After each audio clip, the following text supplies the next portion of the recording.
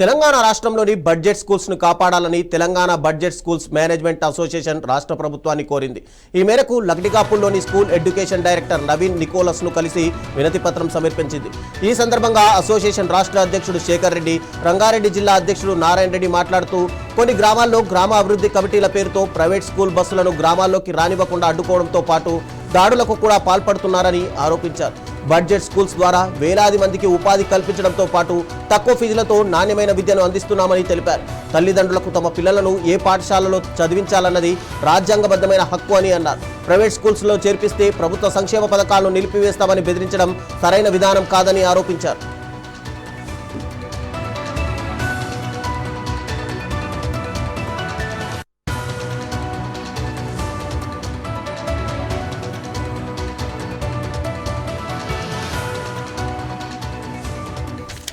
Association of Telangana రాష్ట్ర committee ఆధ్వర్యంలో ఈరోజు మేము పాఠశాల విద్యాశాఖ డైరెక్టర్ గారిని కలవడం జరిగింది.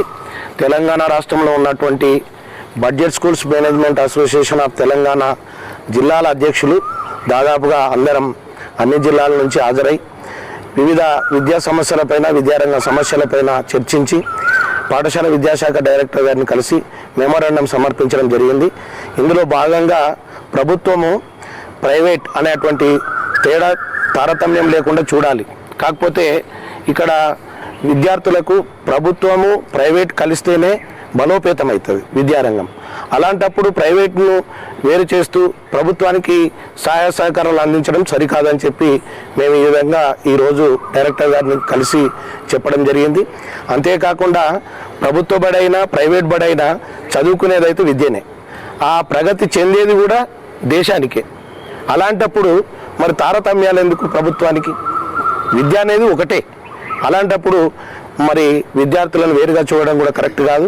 ప్రభుత్వము వెంటనే చర్యలు తీసుకొని మా పైన ఈ బడ్జెట్ స్కూల్స్లో ఎవరైతే బస్సులను ఉపయోగించి రవాణా సౌకర్యాలను మేము తెచ్చుకుంటున్నామో వాటిని ఆపడం సరికాదని చెప్పి ఈరోజు ముక్తకంఠంగా ఖండిస్తూ schools management association of Telangana ఈ విద్యా సంవత్సరం స్టార్ట్ కాగానే మధ్యకాలంలో అన్ని జిల్లాలలో ప్రైవేట్ విద్యా సంస్థల బస్సులు ఊర్లలోకి రావద్దు, ఊర్లలో నుండి పిల్లల్ని తీసుకుపోవద్దు, ప్రైవేట్ స్కూళ్ళలో జాయిన్ చేయొద్దు అని చెప్పి కొన్ని విలేజ్ కమిటీస్ అనేది అన్ఆథరైజ్డ్ కమిటీలు అన్కాన్స్టిట్యూషనల్గా ఊర్లలోకి బస్సులు రాకుండా అడ్డుపడము, అధ్యాపకులు కొట్టడము, ప్రైవేట్ స్కూళ్ళకు స్టూడెంట్స్ పంపొద్దు అనడము, ఇలాంటి అరాచకాలు విలేజ్ డెవలప్మెంట్ కమిటీస్ అని చేస్తూ ఉన్నాయి జిల్లాలలో.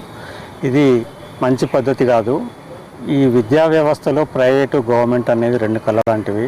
ప్రైవేట్ విద్యా సంస్థ అయినా గవర్నమెంట్ విద్యా సంస్థ అయినా విద్య యొక్క వ్యాప్తి కోసం అందరూ చదువుకోవాలన్న ఉద్దేశంతో ఏర్పాటు చేయబడినాయి. కాబట్టి ఇలాంటి చర్యలు ఏవైతే కొన్ని సంఘ విద్రోహ శక్తులనల్లా, వీళ్ళను సమాజానికి నష్టం చేసే వాళ్ళనల్లా, లేకుంటే ప్రైవేట్ విద్యా సంస్థలు నష్టం చేస్తున్నారనల్లా, ఇటువంటి విద్యా వ్యవస్థ మీద జరుగుతున్న కుట్రను మేమందరము బడ్జెట్ స్కూల్స్ మేనేజ్మెంట్ అసోసియేషన్ తరఫున ఖండిస్తూ ఉన్నాము.